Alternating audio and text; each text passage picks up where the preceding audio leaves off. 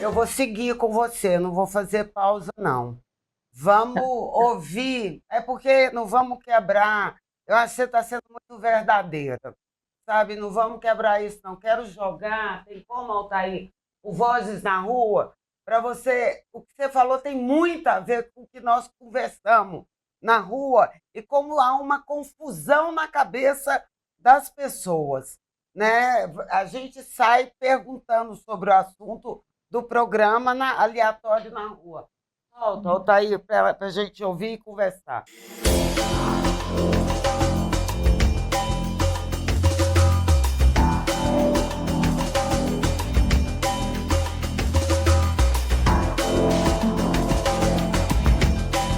Eu acho que a primeira coisa tem que ter Deus. Sem Deus, nenhum relacionamento consegue sobreviver nos dias de hoje. Sempre foi, mas hoje eu acho que mais ainda. Porque as pessoas hoje, elas são muito sensíveis, muito frágeis, né? E tem que ter o diálogo. Eu, por exemplo, já passei por 2 casamentos. Então, assim, eu sou a pessoa que tem propriedades para falar sobre esse assunto. Eu acho que a mulher, ela se cala muito diante de situações que são... o homem, ele sempre deixa um vestígio no relacionamento. De um homem possessivo, um homem que quer ter o controle sobre toda a situação e não aceita um não. Então, o grande problema hoje da sociedade é o não. As pessoas não conseguem ouvir o não com facilidade. Então, a partir do momento que ela tem uma rejeição ali já cria um obstáculo, ali já cria um cenário muito violento, muito agressivo, principalmente em relação às mulheres. As crianças órfãos, eu acho que são as mais prejudicadas, né? Porque eles não têm a maturidade que a gente como adulto tem de enxergar a situação como ela é. Ali elas gostam do pai, gostam da mãe, quer ver a família juntas e eles são os que mais sofrem. Mesmo não sendo um feminicídio, por exemplo, uma separação de pais e mães. Então, as crianças, elas são as vítimas total do acontecimento, né? Porque, querendo ou não, ali desvinculam a família, né? Se separam a família, um vínculo. E elas não são projetadas para isso. A criança, ela nasceu um lar, ela quer um lar. Então, assim, quando acontecem essas coisas, elas são as que mais sofrem. São as vítimas realmente fatais desse tipo de problema. Bom, eu até passei por problemas, né? Até passei algumas situações ruins depois de separar.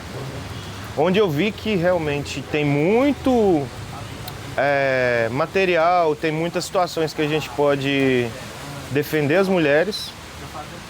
Também pode ser usado para os homens, mas os homens não usam e acaba que vira isso, do jeito que tá. Na minha opinião, como eu trabalho em barbearia, então a gente conversa muito com outros homens. Tá um absurdo, porque a gente que gosta de família, que gosta da mulher, que quer casar e tudo mais, quer ter uma família, a gente olha isso e vê que tá um absurdo.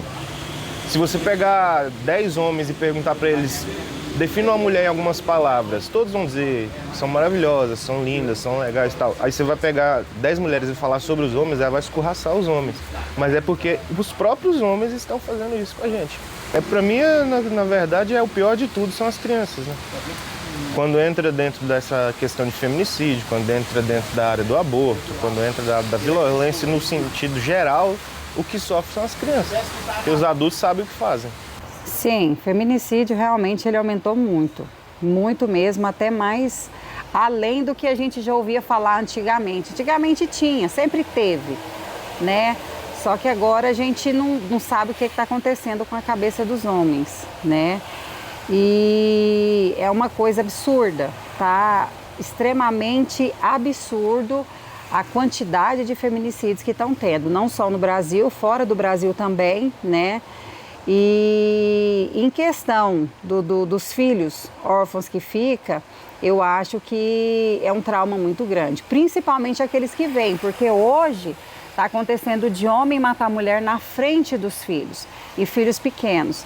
Então ali é um trauma para o resto da vida, porque uma criança ou uma adolescente ou até mesmo um adulto ver o pai matando a mãe eu acho que é uma coisa ali que realmente fica ali uma marca para sempre. Então, assim, é uma coisa que realmente eu até imagino que a gente deve estar no fim dos tempos. Porque em vez das coisas estão melhorando, cada dia que passa está piorando. E principalmente nessa tese aí do feminicídio. Mexe porque, assim, eu nem consigo colocar no lugar. Porque quem sabe o que está acontecendo é quem passa. Então a gente imagina o que acontece.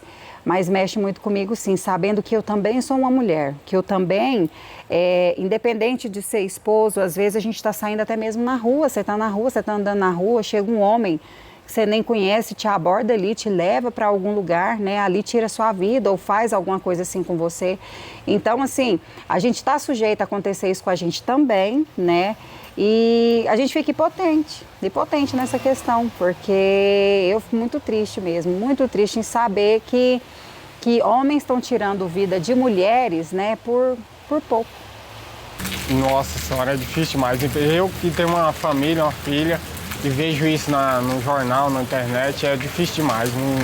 O nosso mundo hoje está se tornando muito difícil de viver. Tem que ter muito cuidado com as pessoas. Tem que ter muito, ficar muito de olho, não pode vacilar, né? Por causa que do nada as pessoas já não pode deixar nem a criança brincar fora na rua. Você já, do nada a pessoa já some, né? Já as pessoas sequestram, faz o pior com as crianças, com os jovens, né? Hoje está muito difícil, tem que ficar de olho 24 horas. É isso, nós passamos na rua, tem mais algumas coisas, e eu, particularmente, senti muita contradição. Você vê, a cabeça é muito contraditório, né? E aqui, por exemplo, em Goiânia, em Goiás, o índice de feminicídio é altíssimo.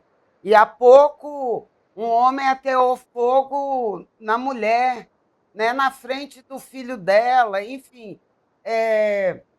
São situações, e essa pessoa ainda pediu, eu falei para ele, deixa um recado para os homens, porque é isso, a gente precisa de homens aliados de homens, né? E eu queria só, se você quiser comentar alguma coisa, porque o que a gente vai para a rua, porque a gente circula, por exemplo, aqui a gente tem crônicas feministas, fala de feminicídio, a gente fica o tempo inteiro tentando não naturalizar isso e denunciar, né? Mas os argumentos da gente, tem hora que a gente precisa ouvir a rua. E teve um que falou, nós não colocamos aí no ar, ele fala assim, não, eu respeito as mulheres, mas na Bíblia fala que a mulher tem que ser submissa ao homem. Então, há um atravessamento no Brasil, e eu penso que é importante a gente entender isso, que é histórico, né? A esquerda no Brasil cresce dentro da teologia da libertação e tal, e há um atravessamento disso, e que a gente está criando autonomia, está indo para os lugares e a gente está sofrendo mais violência. Eu queria ver como você vê isso hoje.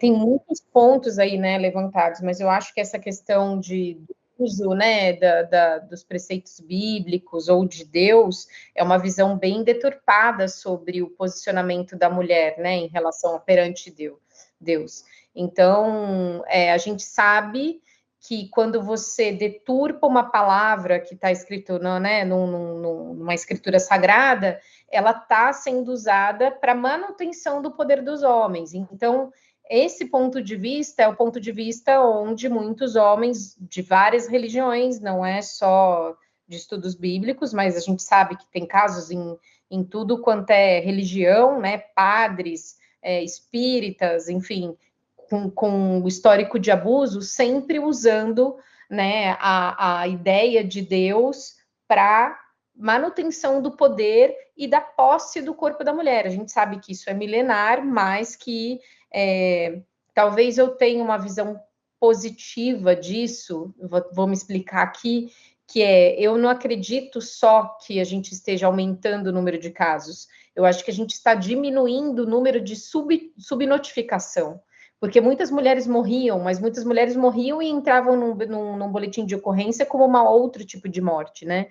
Então, muitas mulheres sumiam, muitos casos não eram apurados, muitos assassinos eram absolvidos. Então, essa é a pergunta que fica. Será que hoje a gente tem as mulheres estão tendo mais coragem de contar o número de violência sexual está aumentando porque as pessoas estão denunciando? Ou será que isso realmente está aumentando? Essa narrativa da violência contra o corpo feminino, ela sempre existiu, né? Nós já fomos escravizadas, até a Gerda Lerner, será que estou falando certo o nome da escritora? Tem um livro que, puxa, talvez esteja falando errado aqui, depois eu corrijo, mas ela fala que o primeiro tipo de escravidão foi a escravidão feminina, não foi né, os negros que foram escravizados primeiro, nem os indígenas, foi a mulher. Então, é muito interessante. Né? Exato. Então, acho que assim, a gente vem numa construção de uma autonomia. Então, quando você vê um homem que não aceita um não, como aquela primeira moça trouxe ali, e acho muito importante essa fala, porque esse é o gatilho, é não aceitar o não, é entender que a gente precisa olhar para o narcisismo masculino, a masculinidade tóxica, achar que ele é o dono do mundo. E é isso que eu via muito claro no meu pai, mesmo depois, né, da nossa convivência até o ano passado, né, o quanto que ele tinha essa prepotência de achar que ele era o pai, o homem, e que a opinião dele sempre era melhor do que a dos outros. Então, você vê que isso é uma constante, e é a falta de diálogo, é a falta de abertura de entender que o ponto de vista do outro, ele pode ser... enfim, pode te fortalecer como ser humano, que é isso que falta. Falta essa ideia de diálogo. Então, nesses grupos de masculinidades, esses grupos esse homem que tem um amigo homem que bate na esposa, o que você diz para ele? Né? Qual seria o conselho? Né? E eu acho que o primeiro é isso, cara, você também está se destruindo.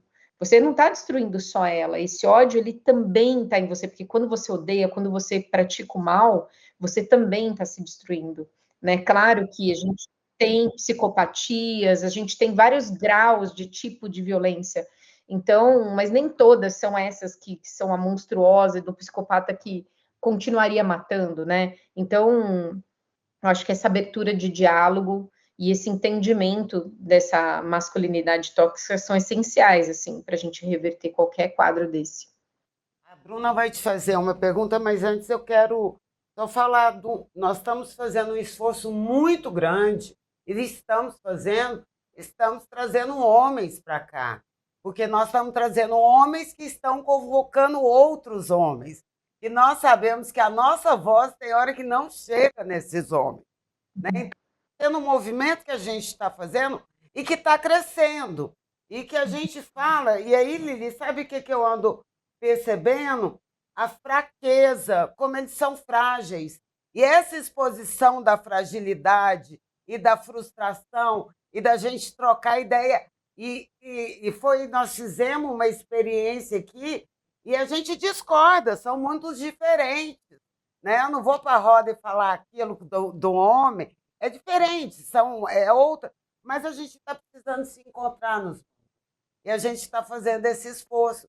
Então, também tem crescido também esses homens que estão dispostos a falar, cara, vamos conversar. Sabe o que eles falam, Lili? Não foi nenhum, nem dois, nem três. Eu tenho amigos que falam para mim, Márcia, eu só converso de coisa sensível com você, não consigo conversar com meu outro amigo. Eles não falam das dores, eles não falam das fraquezas, e eles querem mostrar uma masculinidade que não existe. Porque ela não existe. É exatamente a mesma regra que diz que a mulher deve servir ao marido, é a mesma regra que diz homem não chora, homem não pode sofrer, homem não pode ser fraco, homem tem que ser o poderoso. Então, é uma carga gigantesca que você também impõe a esse menino, né? Agora você é o dono da casa, agora você é o responsável pela casa, pela sua mãe. Não, nós somos responsáveis pela nossa casa. né? O homem não está ajudando a mulher quando ele vai trocar uma fralda do filho dele, ele está se relacionando com o filho dele ao trocar a fralda do próprio filho. Quando ele vai lavar uma louça, ele não está ajudando a mulher, ele está cuidando da casa que ele mora.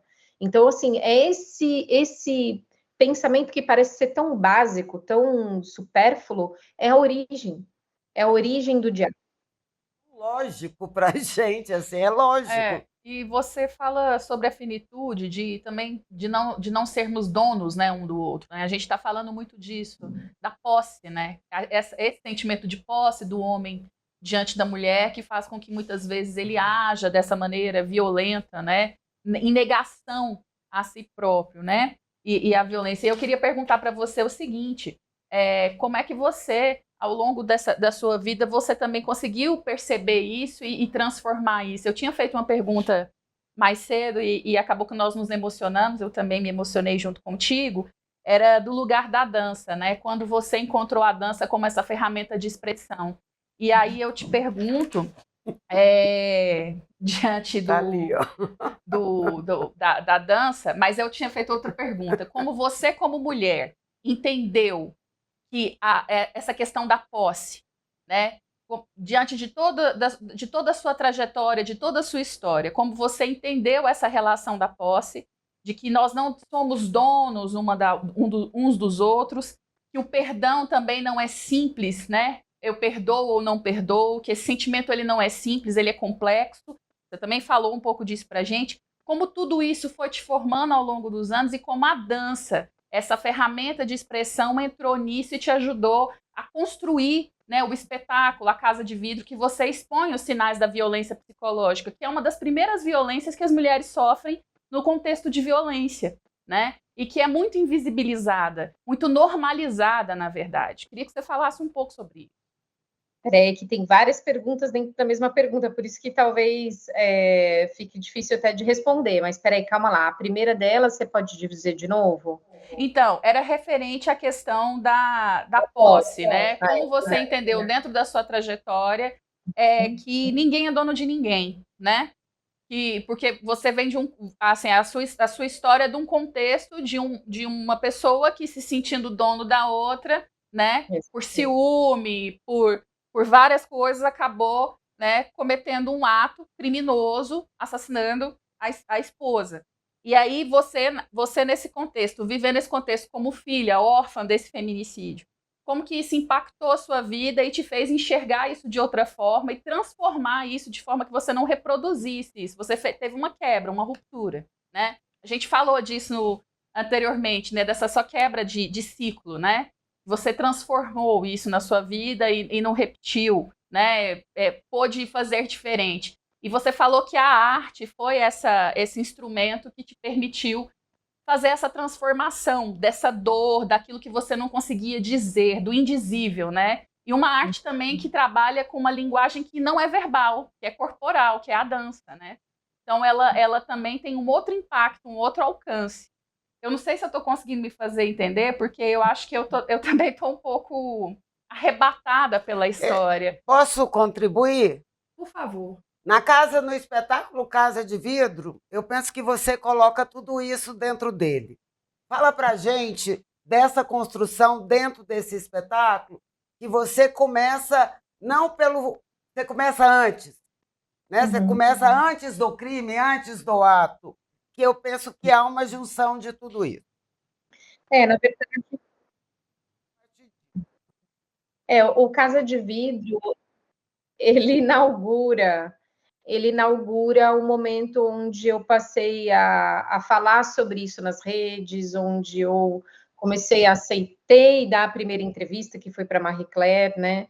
Onde foi a primeira vez onde eu me coloquei, e eu acho que já num outro momento, já madura, já mulher, já mãe, né, já com muitas ferramentas, já cuidando do meu pai, né, que se tornou um homem idoso, que precisou da minha ajuda.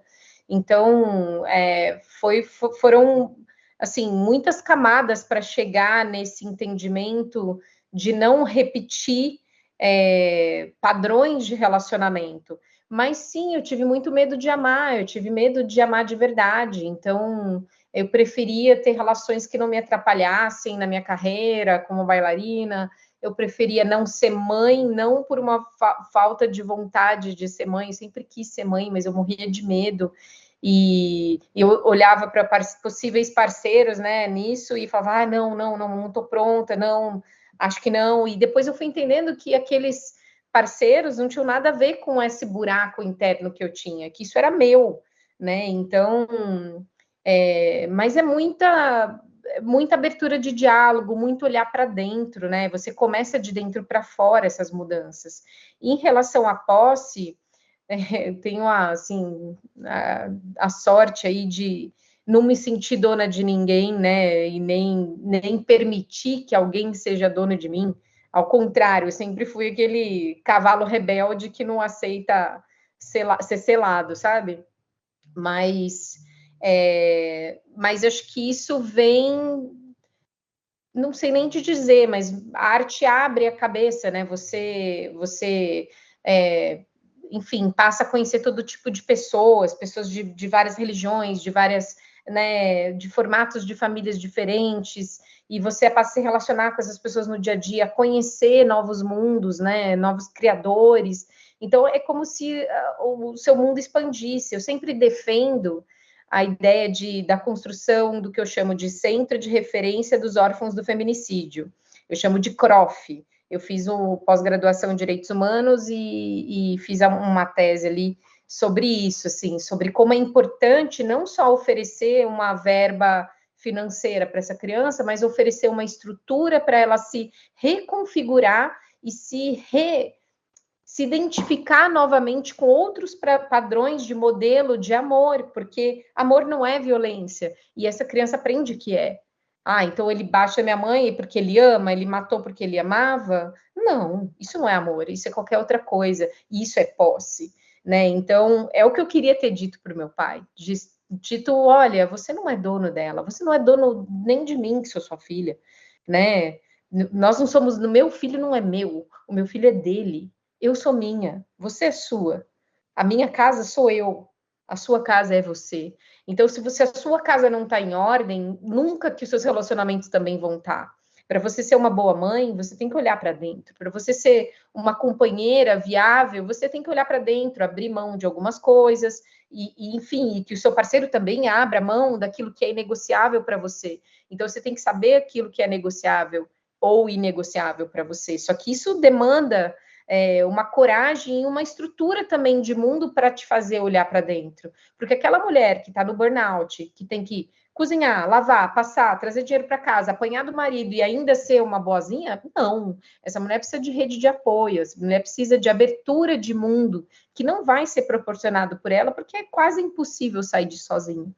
Então, a pandemia, ela foi um momento onde esse número absurdo de feminicídios veio à tona, né? Tipo, no mundo inteiro, que parecia, né? Tinha a pandemia do Covid e a pandemia da violência contra a mulher no mundo inteiro, né? Pandêmico, porque foi no mundo inteiro.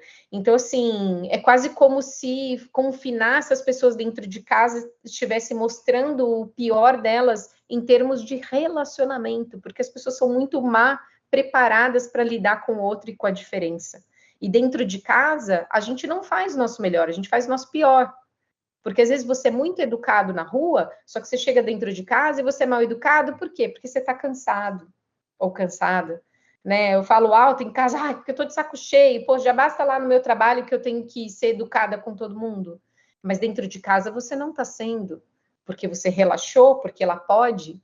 Entende? Então, é muito interessante pensar que dentro de casa deveria ser o lugar onde você é mais responsável até do que fora de casa. Entende o que eu quero dizer? Então, na pandemia foi do amor, do carinho, do acolhimento, né? É uma inversão. A gente tem muita confusão com o público e o privado e o público. Né?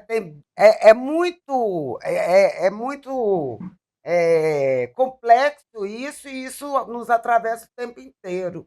Ou seja, o lugar que a gente tinha que tratar a pessoa que é mais próxima de você. Onde surgem os maiores conflitos, E você tem pessoas que a gente pensa, tem gente que pensa que é uma privada. Chega lá eu acho e joga tudo nela, né? É muito importante falar da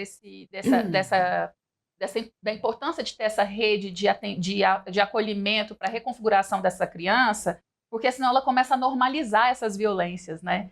E o que a gente tem vivido até hoje é isso, né? Então, quando a gente usa a expressão órfãos do feminicídio, a gente está falando do que a sociedade ainda não entende sobre essas crianças, né? E nem quer entender também. Eu acho que às vezes a gente chega nesse ponto, né? Porque, assim, assim como a violência contra a mulher ainda exige muito da gente, desse nosso ativismo, de estar sempre denunciando e trazendo a pauta, eu penso que também a violência cometida contra as crianças, que também acontece dentro desses espaços domésticos, né? Assim como a violência contra as mulheres, a grande maioria das crianças que sofrem violência sexual, violência infantil, essas violências acontecem dentro de casa por parte das pessoas que são responsáveis por elas e pelas pessoas que são mais próximas, são familiares. Só dar um dado, hoje de manhã eu entrevistei uma psicóloga que trabalha com adolescente, 89% dos casos acontece dentro de casa. E crianças entre 3... Dados de 2023. É muito alarmante, né? É muito. E, se eu não me engano, é em torno disso também, entre 70% e 80%, agora eu não sei precisar, que a cada, né, que são crianças abaixo de 14 anos, né? São vulneráveis, né? Não são adolescentes, são crianças, né? Então, é muito significativo pensar. Então, o Casa de Vidro, ele veio justamente quando eu tive essa primeira vontade de falar e de verbalizar tudo aquilo que eu estava sentindo.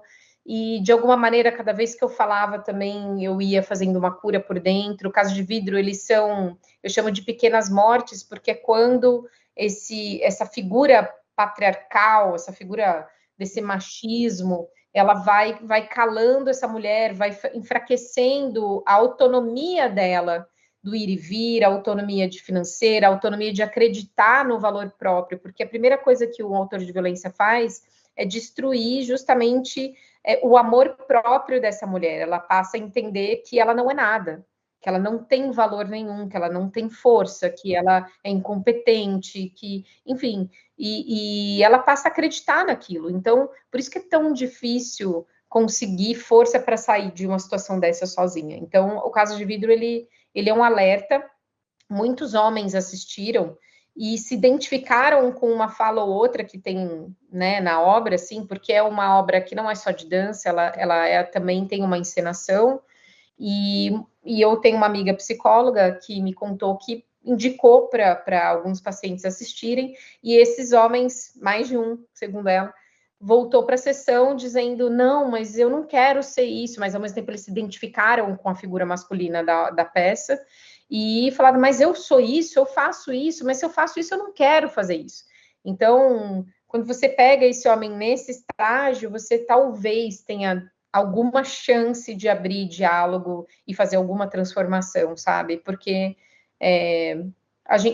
muitos são homens que tiveram infâncias violentas, né? Produção desse sistema de violência, né? Isso é estrutural mesmo. E quando a gente para pensar na luta contra o feminicídio e na importância de chamar os homens à responsabilidade, né? Você citou uma escritora, e eu lembro também de uma psicóloga, filósofa, escritora, que chama Valesca Zanello. Ela fala disso, né? Na casa dos homens é necessário que os homens se levantem. E quando eles vão assistir esse espetáculo, que eles se identificam com determinadas cenas, isso também traz para a gente essa possibilidade de correção. A própria legislação, a Maria da Penha, ela tem nela uma pena que é para os homens que cometem o crime de violência, para eles passarem por uma formação. E essa formação de sensibilização, aqui em Goiânia, acontece. A gente tem um dado de que 80% dos homens que passaram por essa formação de sensibilização é um curso de 1 ano para lidar com as emoções, né? E eles não reincidem no crime. Isso não quer dizer que eles não perpetuem outros tipos de violência, mas eles não reincidem nos crimes de violência mais graves, né? Mas é porque também essa desconstrução, ela é progressiva. Inclusive nós, mulheres, que a gente vive numa sociedade estruturada em violência, nós também estamos nos desconstruindo o tempo todo, né? Estamos nos educando nesse sentido. Por isso a importância de falar a respeito disso, né? De todas as oportunidades que a gente tem de abrir diálogo com homens, com a sociedade em geral, de ir às ruas, ouvir as opiniões no interesse público, de conversar com pessoas especialistas, vítimas, né, que vão dar o seu testemunho. Isso ajuda a gente a ampliar essa discussão e trazer para a sociedade a importância de mudar o comportamento, de nós todos conseguirmos quebrar de fato esse ciclo e transformarmos, né? Concorda? Concordo. E Lili, nós estamos terminando o programa. Eu penso na sua fala o tempo inteiro. Tem um documentário que se chama Human. Não sei se você já ouviu. Tem Human 1, Human 2, Human 3. São os franceses, eles vão falar de coisas universais, entre aspas. O amor, o trabalho, a mulher, enfim, uma série de coisas. Eu dei aula e usava muito eles para abrir a sensibilidade, conversar. E tem um, que é o Human 1. Ele começa, na hora que vai falar o amor, e como o amor é uma construção social, né? E que, vamos supor, o amor no Brasil, o amor enfim, que vai mostrando isso. Mas ele entra na subjetividade. Começa com um homem negro falando, com um vozeirão americano, e ele vai falando, e ele está no corredor da morte. E ele vai falando que ele aprendeu a amar com a Doris. Quem é a Doris? A Doris é a mãe, da mãe e avó da filha e da neta que ele matou. E ela ia direto lá conversar com ele. E aí ele começa a chorar e fala que ele pensava que a forma de amor, eu arrepio muito nisso, porque é muito forte, que o amor que ele aprendeu foi o amor de matar, porque ele apanhou demais. E ele achava que aquilo era amor. E com a Doris, ele estava aprendendo o que era amor. É assim, eu arrepio toda vez, porque e esse documentário... Fica a dica, gente, tá no YouTube e tal. O Human 1, Human 2 e o Human 3 fala do trabalho, fala dessas questões que compõem a nossa subjetividade. Você falando, eu fiquei o tempo inteiro pensando nisso, né? O que é o amor, o que é o homem, o que é a mulher, o que são os conceitos que a gente vai dar e o que a gente, de fato, deseja, o que quer. Porque o desejo é diferente do que a gente quer. Então, eu queria te agradecer demais. Eu não tenho palavras para te agradecer por você compartilhar a sua história, a sua vida, abrir seu coração conosco e nos ensinar, né? E está aberto aí para você encerrar, para você fazer a chamada do que você quiser. É seu espaço.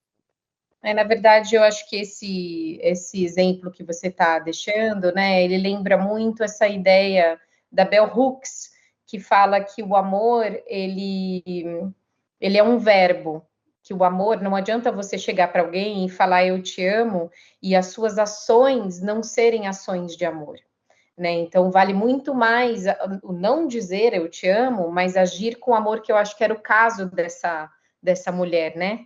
Que criou um espaço de escuta para o próprio assassino de pessoas que ela gostava muito. Então, isso, na verdade, é um altruísmo, isso daí é um cuidado, é você se preocupar com o outro, é você cuidar do outro, é você estar presente, estar dar contorno. Então, você vê que são ações. Então, o amor, ele se manifesta, não é na palavra. Ele não é no eu te amo, ou eu vou melhorar, né? Como muitos autores de violência fazem, mas é na verdadeira ação de se transformar a favor daquilo que é melhor para os dois, porque o amor, ele também não é de mão única. O amor, ele é de mão dupla. Não existe eu amo você sem ter o algo em troca. É necessário o retorno, que vem em forma de respeito, muitas vezes, né? Então, Porque aí fica aquele amor católico que eu te amo, mas eu dou a minha segunda face para você bater. Não, não dê a sua segunda face para você bater. Você precisa do respeito para que aquele amor ele se conclua na ação, senão ele não existe, né? Então a generosidade ela é de mão dupla, o amor também, na minha opinião. E só queria finalizar com uma coisa que ficou ali, né? Muitas pessoas me perguntam, mas você perdoou? E, assim, perdoar não é algo que é tão simples assim. Sim, não, seria muito fácil. Seria muito mais fácil eu odiar o meu pai. Odiar o meu pai era o caminho mais óbvio, o caminho mais fácil, o caminho mais tranquilo, mas não seria o caminho do amor, da ação, da escuta, da abertura do campo de diálogo, de oferecer algum momento, não para ele, mas para mim também. É quase egoísta eu pensar que quando eu perdoo, né, desta forma, não significa apagar o que ele fez, não significa desculpar ou falar, imagina, pai, você, né, foi traído por ela, como se isso fosse algo que justificasse, né, assassinar uma mulher porque ela teve a escolha de sair de um relacionamento e se apaixonar por outro. Que fique claro, não é o caso da minha mãe, mas é o caso de muitas mulheres. Enfim, então não é sobre isso, mas você perdoar, ele é um caminho também de paz, de estar inteira no mundo. Então ele é por mim acima de tudo, ele é pelo meu filho, para que eu possa estar inteira para o meu filho, eu sim tenho que perdoar meu pai, mas não passar uma borracha no que ele fez, muito pelo contrário, mas é sim abrir um campo de ações que faça esse mundo melhor. Entende? Mesmo que seja dentro de casa. É ali que a gente tem que começar. A gente tem que começar dentro de casa. E ele é meu pai. Faleceu. Espero que um dia a gente tenha mais uma chance, né, de poder escrever uma história diferente e que ele tenha tempo, né, de pedir, filha, me perdoa. Esse tempo a gente não teve. Então, assim, com muita esperança, eu deixo essa fala para que a gente sempre olhe primeiro para dentro dessa casa que é o nosso coração e depois da nossa casa lar, dessas pessoas que estão mais próximas, porque as mudanças verdadeiras, elas vêm de dentro para fora. E sim, a sociedade precisa se responsabilizar pela mudança de pensamento dessa coisa horrorosa, dessa agressividade, essa monstruosidade que é a violência contra a mulher e contra crianças e adolescentes. Então é um apelo e um lugar de muita esperança de que sim, vai ter uma volta muito positiva se a gente nos trabalhar e trabalhar as pessoas em volta. Brigadão, Lili. Estou muito emocionada. Obrigada, companheira. Um beijo enorme. Agradecida demais. Conte conosco para todo esse processo de luta. Estamos juntas. Eu luto e penso que só vai mudar se a gente quebrar ciclos, né? E o amor, dessa forma que você está falando, ele é um ato político e revolucionário. E vamos juntas nessa. Um beijo enorme em você. Que a sua vida seja recheada desse amor. Viu que você merece. Muito obrigada. Beijo. Que a gente consiga levar esse amor para a nossa sociedade, transformar a nossa realidade das outras que virão. Muito obrigada. Obrigada a você.